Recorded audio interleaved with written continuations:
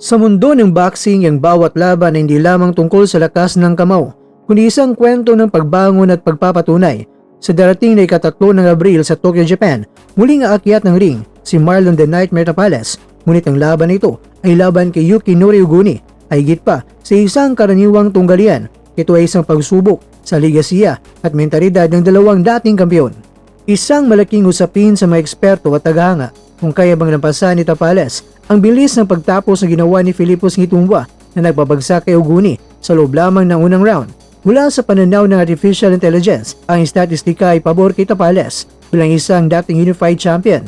Ang kalidad ng kalaban na hinarap ni Marlon, kabilang na ang pagpapalitan ng muka sa monster ng Japan na si Naoya Inoue, ay naglalagay sa kanya sa isang antas na mahirap abutin ni Uguni.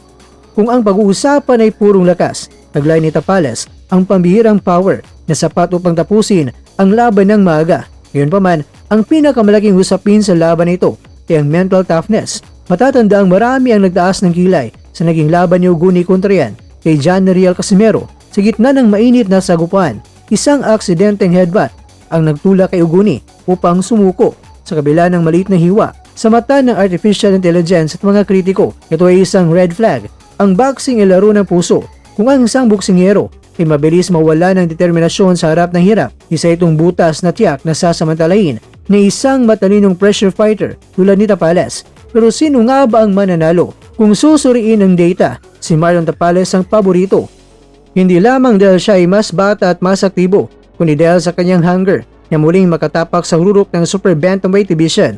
Si Uguni, bagamat veterano, ay tila bumababa na ang kanyang kakayahan tumanggap ng matinding pressure. Sa huli, ang laban sa April 3 ay magsisilbing pahayag kung matatapos ba ni Tapales sa Uguni. Sa unang round, pinapatunayan niya na ang kanyang kamao ay nananatili na isa sa pinakamapanganib sa mundo. Ngunit higit sa lahat, ito ay pagkakataon para kay Marlon na pakita ng dugong Pilipino ay hindi basta-basta sumusuko. Isang katangiang tila kulang sa kanyang kalaban.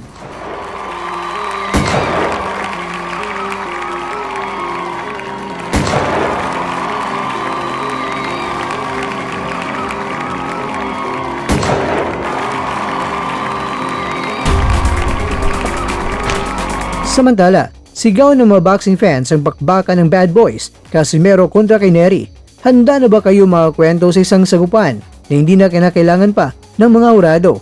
Well, anyway mga kwento, kung magkakaharap sina John Riel Casimero at Luis Pantera Nery, asahan na isang gabi na puno ng tensyon, angasan at higit sa lahat, brutal na lakas. Ito ang laban na hindi lamang para sa ranggo, kundi para sa karapatan ng tawaging kinatatakutang boksingero sa labas ng anino ni Naoya Inoue.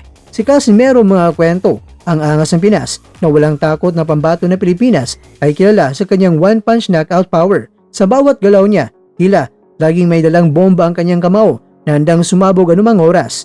Sa kabilang dako naman mga kwento, ang Mexicanong si Luis Nery ay isang volume puncher na may halong laso ng bawat patama. Siya agresibo, mabilis at hindi tumitigil hanggat hindi niya nakikitang nanginginig ang tuhod ng kanyang kalaban. Kaya naman mga kwento, ayon sa AI View, sino nga ba ang babagsak sa pagsusuri ng artificial intelligence sa kanilang fight metrics, punch accuracy at chin durability? Narito ang hatol kung sino ang may mas malaking tsansa na makagawa ng knockout. Una, Team Casimero, ang one-shot killer. Lakas, taglay ni Casimero ang natural raw power. Hindi niya kailangan ng maraming patama. Isang malinis na overhand right o left hook lang ay sapat na para patulugin ang sinuman. Mentalidad, ang kanyang pagiging unpredictable, ang kanyang alas. Mahirap basahin ang galaw ni Casimero kapag naramdaman na niyang nasaktan niya ang kalaban. Ang Team Nery naman, ang bad boy ng Mexico. Lakas, ang knockout ni Nery ay nagmumula yan sa accumulation of punches. Pinapahinan niya ang katawan at depensa ng kalaban. Kalamangan, ayon sa AI, mas mabilis ang mga kamay ni Nery at mas bata siya kumpara kay Casimero na nagbibigay sa kanya ng edge sa stamina. So ngayon mga kwento, narito ang hatol ng AI kung sino nga ba ang mananalo via knockout. Bagamat parehong may kakayang magpatulog, ang AI analysis ay mas kumikiling kay John Riel Casimero para sa isang instant knockout. Bakit? Narito ang paliwanag ng AI. Una, ang granite chin issue. Nakita nating napabagsak si Nery ni Brandon Figueroa at maging si Naoya Inoue. Ibig sabihin, may kakulangan sa depensa si Nery na kayang pasukin ng isang malakas na suntok.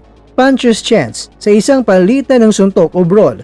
Mas pabor ang matematika sa taong may mas mabigat na sulong patama. Si Casimero mga kwento ay sanay sa gulo at sa sandaling magkakumpiyansa si Neri sa loob, doon na papasok ang quadro alas punch.